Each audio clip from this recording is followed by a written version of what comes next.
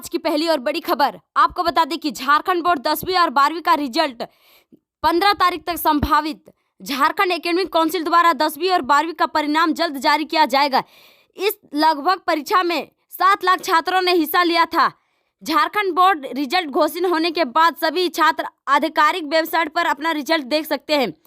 Media reports के अनुसार Jharkhand board द्वारा 10वीं और 12वीं का मूल्यांकन प्रक्रिया 20 मई से शुरू हुई थी और यह अभी तक चल रही है। ऐसे में 12वीं का रिजल्ट 15 जून तक घोषित होने का संभावना है। इसके 2 या 3 दिन बाद झारखंड 10वीं का रिजल्ट जारी होने की संभावना बताई जा रही है। हालांकि बोर्ड की तरह से कोई भी 10वीं और 12वीं रिजल्ट की तारीख को लेकर कोई आधिकारिक पुष्टि नहीं की गई है। शहर बंद, इंटरनेट ठप। रांची में लगभग 500 करोड़ का बिजनेस और सरकार को 75 करोड़ का जीएसटी का घाटा। आपको बता दें कि रांची में हुई उपद्रव ने आम लोगों के जीवन में बीते 24 घंटे से प्रभावित कर रखा है। इंटरनेट पर लगी पाबंदी ने साका असर डाला है। इसके साथ ही उपद्रव के विरोध आज रांची बंद है। इस बंदी ने सरकार के कारोबार में अच्छा खासा नुकसान पहुंचाया है। आज रांची शहर का व्यवसाय पूरी तरह ठप हुआ है। बीते 2 साल ने रांची के व्यापारियों ने कोरोना की मार झेली। अब शहर का व्यवसाय खड़ा ही हो रहा था कि व्यवसाय से होने वाली कमाई उपद्रवियों के करतूत से भेंट चढ़ गई है। एक अनुमान के मुताबिक एक दिन की बंदी ने 400 से 500 करोड़ रुपए का नुकसान कराया है। यह नुकसान विभिन्न व्यवसाय की संयुक्त कमाई की हुई है। स्थिति यह है कि नुकसान केवल शहर के व्यवसाय का ही नहीं बल्कि राज्य सरकार को भी राजस्व का नुकसान हुआ है। बांग्लादेश की हसीना सरकार पर भी दबाव। सत्ताधारी पार्टी अवामी लीग के नेता ने दिया यह बयान। आपको बता दें कि भाजपा की पूर्व नेता नुपुर शर्मा की पैगंबर मोहम्मद साहब को लेकर की गई कथित टिप्पणी को लेकर विवाद गहराता ही जा रहा है। भारत के अलग अलग राज्यों में नुपुर शर्मा की गिरफ्तारी और कार्रवाई को लेकर मुस्लिम समाज ने विरोध जता रहा है। बीते शुक्रवार को कई राज्यों में इसके लिए पत्थरबाजी भी की गई। इस बीच पड़ोसी देश बांग्लादेश में भी सरकार पर इस मामले में कार्रवाई को लेकर दबाव है। बांग्लादेश के सत्ताधारी पार्टी अवामी लीग के नेता ने इसके स्वीकारते हुए बयान दिया है। उन्होंने कहा है कि मुद्दे पर यहाँ भी सरकार पर कार्रवाई करने का दबाव है। उन्होंने आगे कहा है कि बांग्लादेश की अधिकांश जनता मुस्लिम है। देश में सक्रिय हो रही विघटनकारी ताकतें ऐसी स्थिति पर लाभ उठाने और समाज के व्यवसाय पैदा करने की कोशिश कर सकती है। गुमला में आंधी तूफान और वज्रपात का कहर, बच्चे समेत दर्जनों पशु की हुई मौत, कई घर क्षतिग्रस्त। आपको बता दें कि गुमला में शुक्रवार की दोपहर तेज आंधी तूफान चला, बारिश हुई, वज्रपात भी हुआ। वज्रपात से एक बच्चे की मौत भी हो गई जबकि आधा दर्जन पशुओं की जान चली गई। दर्जनों घर पर पेड़ गिरे व छत उड़ के क्षतिग्रस्त हो गए। जगह जगह पर मुख्य सड़कों पर पेड़ गिर के आगमन घंटों बाधित रहा। लोगों को भारी नुकसान हुआ। गुमला पूर्वी क्षेत्र में जिला की परिषद सांसद संयुक्ता देवी ने आंधी तूफान के हुए नुकसान का जायजा लिया।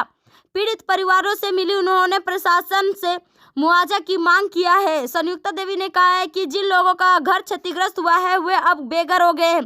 प्रशासन का तत्काल क्षेत्र का जायजा लेकर प्रभावित लोगों की सूची तैयार कर गरीबों की मदद करे। इधर सांसद प्रतिनिधित्व भोला चौधरी ने अधिकारिक से फोन करके बात कर प्रशासन को लोगों की मदद करने की मांग की है। उन्होंने कहा है कि पूर्वी क्षेत्र में सबसे ज्यादा नुकसान हुआ है। सेल कंपनी और माइनिंग लीज मामले में अब 17 जून को होगी सुनवाई, सरकार ने मांगा समय। आपको बता दें कि झारखंड के CM Hemant Soren mining lease आवंटन एवं करीबियों के सेल कंपनियों के निवेश को लेकर दायर जनहित याचिका पर सुनवाई हुई। आज हुई सुनवाई में राज्य सरकार ने कोर्ट से जवाब देने के लिए समय मांगा है। सरकार हाई कोर्ट के chief justice doctor Ravi Ranjan व जस्टिस सुजीत नारायण प्रसाद की खंडपीठ में हुई सुनवाई हुई। इसके बाद कोर्ट ने राज्य सरकार को समय देते हुए 17 जून को सुनवाई की अगली तारीख मुकद्दर की है। बताते चले कि बीते 3 जून को केस मेंटेनेबल है या नहीं, इस पर कोर्ट ने सुनवाई करते हुए हाई कोर्ट से राज्य सरकार की दलित खारिज की और कहा है कि ये याचिका मेंटेनेबल है। इसके बाद 10 जून की तारीख को सुनवाई के लिए तय किया।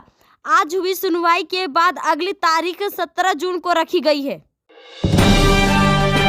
गर्मी बढ़ने के साथ ही धनबाद में बिजली व्यवस्था हुई बहाल। रोजाना कट रही 12 से 16 घंटे लाइट। आपको बता दें कि गर्मी बढ़ने के साथ ही धनबाद स्थित आसपास के इलाकों में बिजली व्यवस्था चरमरा गई है। शहरी क्षेत्रों में रोजाना 12 घंटे बिजली की कटौती की जा रही है, तो वहीं ग्रामीण क्षेत्रों में स्थिति तो और भी बदहाल है, जहां रोजाना 15 से 16 घंटे बिजली की कटौती की जा रही थी। अचानक से लोड में हुई वृद्धि को लेकर एक और जहां डीवीसी द्वारा रोजाना 2 से 3 घंटे कटौती की जा रही है, वहीं 40 मेगावाट ओवरलोड का हवाला देकर झारखंड बिजली वितरण निगम लिमिटेड सुबह से लेकर देर रात तक अलग अलग फीडर से 8 से 9 घंटे बिजली काट रहा है। डीवीसी के अलावा कांड्रा ग्रिड से भी JBVNL को कम पावर मिल रहा है। ऐसे में लोगों की परेशानी बढ़ गई है। सुबह होते ही लोगों को बिजली कटौती का सामना करना पड़ रहा है। बिजली कटौती से आम लोगों के साथ व्यापार में से जुड़े व्यवसायों को भी जनरेटर में डीजल के रूप में नुकसान उठाना पड़ रहा है। आकांक्षा कोचिंग के शिक्षकों का मोबाइल नंबर जारी। सुबह 9:30 से 11:30 तक का छात्र ले सकते हैं सलाह। आपको बता दें कि झारखंड सरकार के शिक्षा विभाग की ओर से आकांक्षा कोचिंग का संचालन किया गया है। इसके माध्यमिक शिक्षा निदेशालय द्वारा संचालित किया गया है। विभाग की ओर से यहाँ पढ़ने वाले स्टूडेंट के डाउट्स क्लियर करने के लिए सहूलियत हो, इसके लिए शिक्षकों का मोबाइल नंबर जारी किया गया है। विभाग की ओर से किए गए जारी शिक्षकों का नंबर संपर्क कर स्टूडेंट पढ़ाई में हेल्प ले सकते हैं। इसके लिए समय भी निर्धारित किया गया है। तय समय के अनुसार स्टूडेंट सुबह 9:30 से 11:30 तक सलाह ले सकते हैं। महाराष्ट्र पहुंचा मानसून। झारखंड में लोगों को 15 जून तक मिलेगी गर्मी से राहत। आपको बता दें कि दक्षिणी पश्चिमी मानसून 2 दिन के विलंब से शनिवार को महाराष्ट्र पहुंचा। भारत मौसम विज्ञान विभाग के एक अधिकारी ने जानकारी दी है। कोकण से मानसून आमतौर पर 9 जून तक पहुंचता है। अधिकारी ने कहा कोकण और मध्य महाराष्ट्र के हिस्सों में दक्षिणी पश्चिमी मानसून का आगमन हो चुका है। उन्होंने कहा इससे राज्य में कुछ बारिश होगी और कोकण के कुछ हिस्सों में बूंदाबूंदी होगी।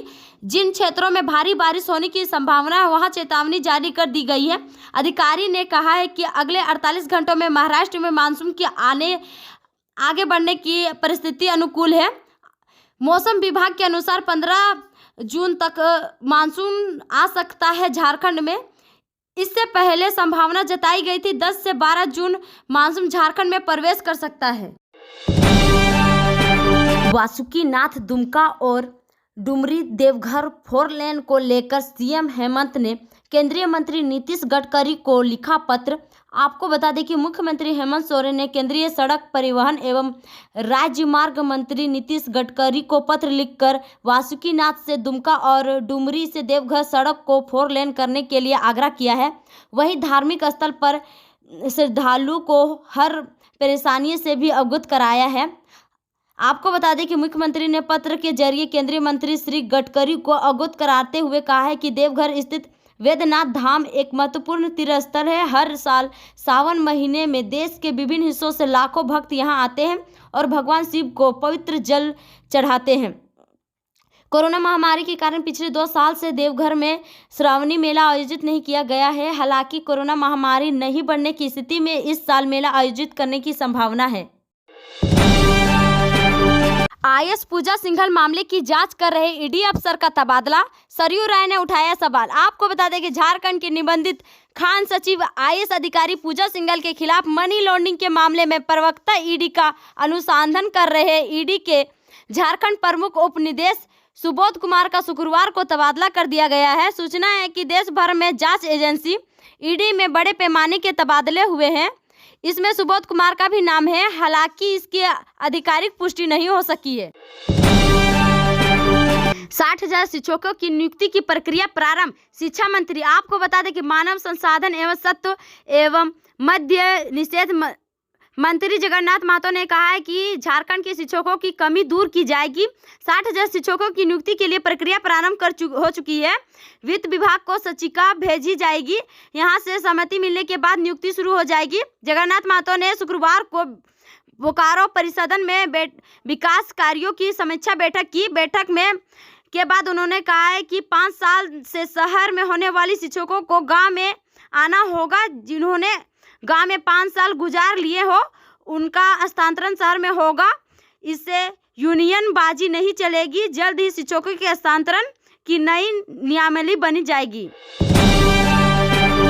यूपी में कोरोना की एक्टिव केस की संख्या 1000 से पार। 24 घंटे में 236 नए पॉजिटिव मामले। आपको बता दें, देश में अलग अलग राज्यों में एक बार फिर से कोरोना के नए मरीजों की बढ़ोतरी देखी जा रही है। हालांकि उत्तर प्रदेश में पॉजिटिविटी दर न्यूनतम है। राज्य के 24 घंटे में कोरोना के 236 नए पॉजिटिव मरीजों की पुष्टि हुई है। इसी अवधि में 152 लोगों की उपचारित होकर कोरोना मुक्ति हुई है। वर्तमान में कुल एक्टिव केस की संख्या 1087 है।